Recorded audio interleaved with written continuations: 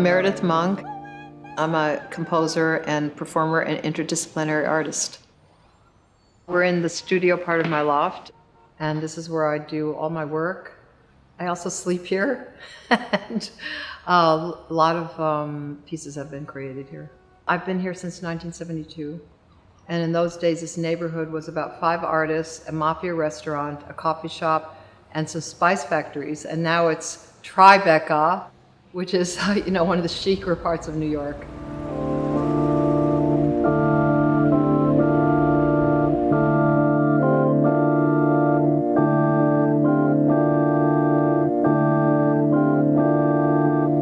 I probably wanted to be an artist since the time I was a child. Music was just a very natural part of my life. I felt that I was going to be a singer, and I think that when I was about 14, somehow I intuited that my temperament was much more to make something, to create something.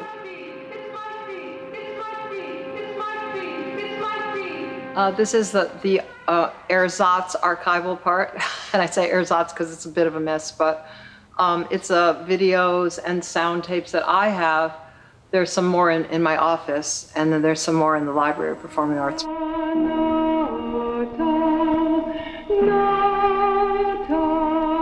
The first real breakthrough piece for me was in 1966, and it was 16mm earrings, which was the first piece that I really did a whole vocal score for, the first piece that I used film in. Very visually oriented, like I was really thinking of the whole space as a kind of canvas. And also around that time I had the revelation about my voice as an instrument and not using text.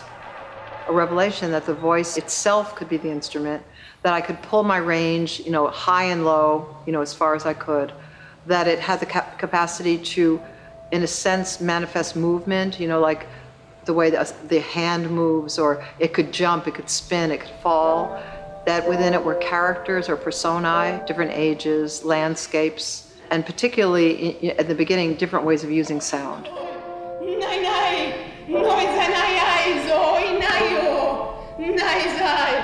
And also I felt that the human voice is the first instrument, and that it's a direct connection to the deepest level of energies and feelings for which we don't have words.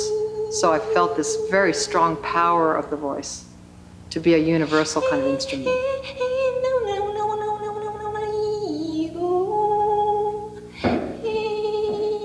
I just knew that I was onto something that had truth. There was just no question about it, and I felt that I was meant to do this. But I would go someplace in the Midwest of the United States, and some guy would be going, when we were rehearsing, is that singing or is that crowing? So I don't know if everybody got it.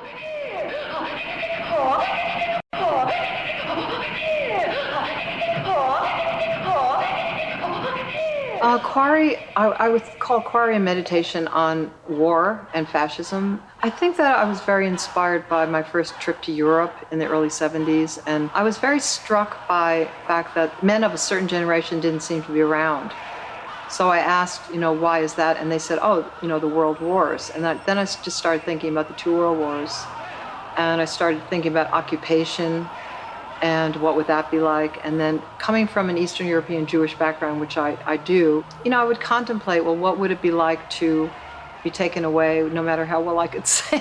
Or, I would just be a number.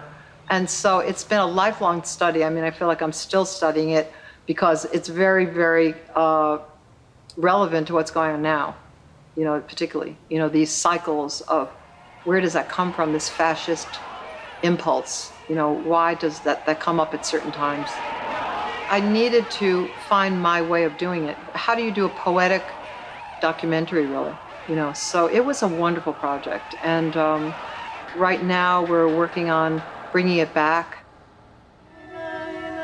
When material comes up, I just don't make any kind of judgment about it at first. I just let it come up. So it would be like if I were making a soup, I would just have the vegetables, and the vegetables are the vegetables, like the carrots, the celery is the celery. And then little by little, I start boiling them, and then the process starts refining.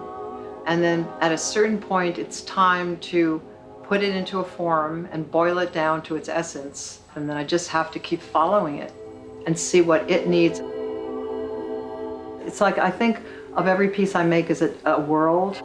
And as an artist, I have to first listen for that world. I have to figure out what are the principles of that world and what that world needs. And even eliminate things that I think are so great because that it just doesn't work into the principles of that world.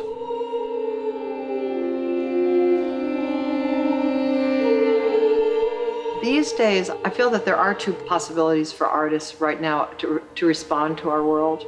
And one is a direct response and doing directly political art. Equally powerful is the group of artists that are thinking, we actually really have to figure out what an alternative reality would be and offer an antidote and really go back to the more timeless concerns of existence on Earth.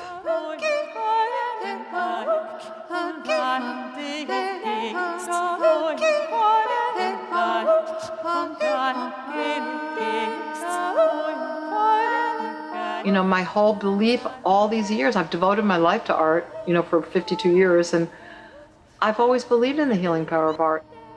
I think that art can melt walls, not build walls, melt them.